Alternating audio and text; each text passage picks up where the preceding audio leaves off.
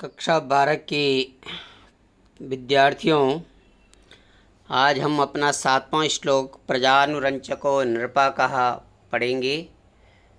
7वां हमने कल पढ़ लिया था बेटा, 8वां है आज।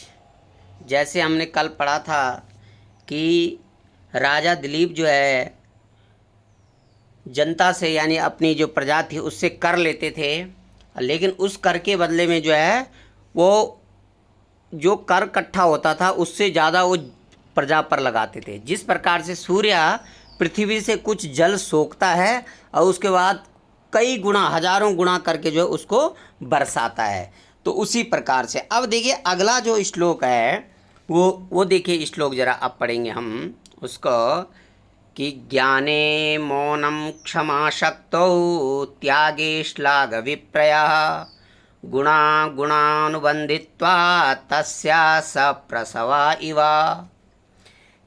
अब देखिए इसमें कुछ बातें बताए कि ज्ञाने, अब जरा हम वो इसका ज्ञाने मौनम, यहाँ एक अन्वय आया, शक्तौ क्षमा ये ऐसे आया, त्यागे श्लाघ विप्रया, ठीक है। तस्या तस्या ये तस्या माने उनके, गुणानुबंधित्वात् गुणानुबंधित्वा सप्रसावा इवा, इस प्रकार से अन्वय आया कि ज्ञाने मौनम, यानी कि ज्ञान, राजा दिलीप बहुत ज्ञानी थे, फिर भी क्या रहते थे वो, मौन रहते थे, हर समय मतलब मौन रहते थे। कि ज्ञानी की कहते हैं ना कि जो बहुत अधवर गगरी छलकत जाए, जो कम जानने वाला होता है वो बहुत ज़्यादा बोलता है, बहुत ज़्यादा जो है उसकी वाणी होती है। तो इसी प्रकार से वो ज्ञानी होने पर भी कभी भी उनके गुणों का व्याख्यान नहीं करते थे, यानी कि अपने गुणों का व्याख्यान स्वयं नहीं करते थे। इतने ज्ञानी होने पर भी क्या रहते थे, मौन रहते थे। क्षमा शक्तो, वो बहुत शक्तिशाली थे।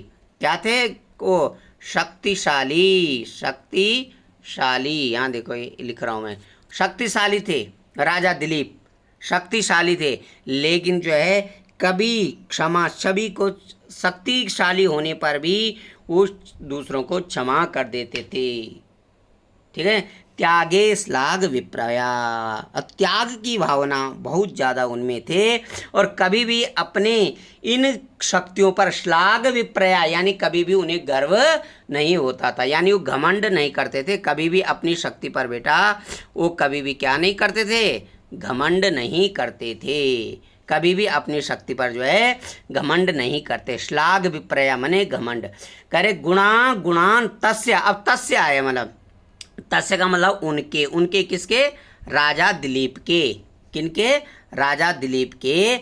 तस्य गुणा गुणानुबंधित्वात्, यानी कि उनके गुण जो आपस में जो विरोधाभासी गुण थे, यानी कि बहुत ज्ञानी थे लेकिन जो क्या थे, जो है मौन रहते थे। विपरीत थे, मतलब गुण जो है उनके कैसे थे, विपरीत थे, विपरीत थे उनके गुण, ठीक है ना। विपरीत गुणों के कारण होने पर भी उनके अंदर वो गुण ऐसे विद्यमान रहते थे। सप्रसवा इवा, सप्रसव बोलते हैं सगे भाई को, सगे भाई जिस प्रकार से आपस में प्रेम से रहते हैं, तो उसी प्रकार से उनके अंदर भी वो गुण विद्यमान रहते थे। किनके अंदर, राजा दिलीप के अंदर। तो ऐसे थे राजा दिलीप, मतलब ज्ञानी थे लेकिन कभी किसी को ज़्यादा वाचाल नहीं थे, ज्ञानी होने पर भी वो मौन रहते थे, ठीक है ना।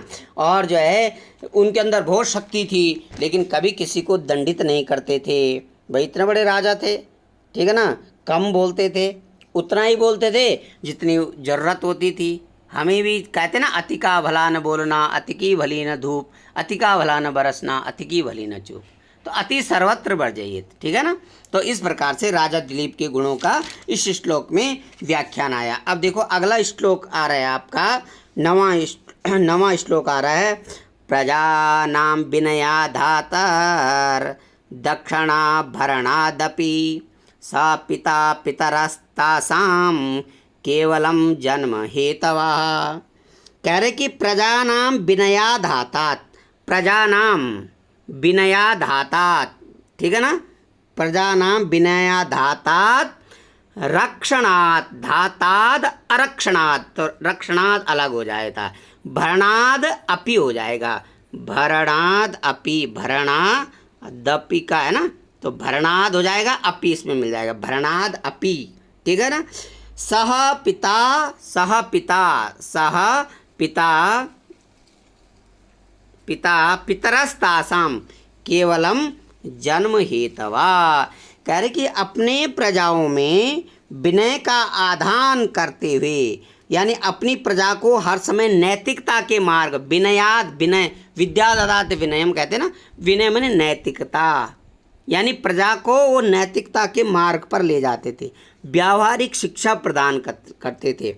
और जिस प्रकार से एक पिता अपनी संतान की भरणादपि, भरण पोषण करता है, उसी प्रकार से जो है राजा दिलीप भी अपनी प्रजा का भरण पोषण करते थे। कह कि सा पिता पितरस्तासम, अपनी प्रजा के लिए वो पिता के समान थे। उनकी जो प्रजा थी, उनके पिता तो केवल जन्म हेतवा, जन्म से थे, माना कि जो असली पिता थे वो तो केवल जन्म देने वाले पिता थे, लेकिन जो पालन पोषण करने वाले, उनमें अच्छे संस्कार भरने वाले, प्रजाओं को अच्छी शिक्षा देने वाले जो पिता थे वो कौन थे? राजा दिलीप ही थे। तो इस प्रकार से जो है ये 2 श्लोक, और कल 10वां और 11वां फिर हमारा है, और उसके बाद इसके प्रश्नोत्तर करना है आपने, ठीक है। तो आप इन 2 श्लोकों को बहुत ढंग से इसका अन्वय समझेंगे और इसकी व्याख्या समझेंगे, और उसके बाद जो है तब कल 2 और श्लोक पढ़ के और उसके बाद आप इसको प्रश्नोत्तर करेंगे।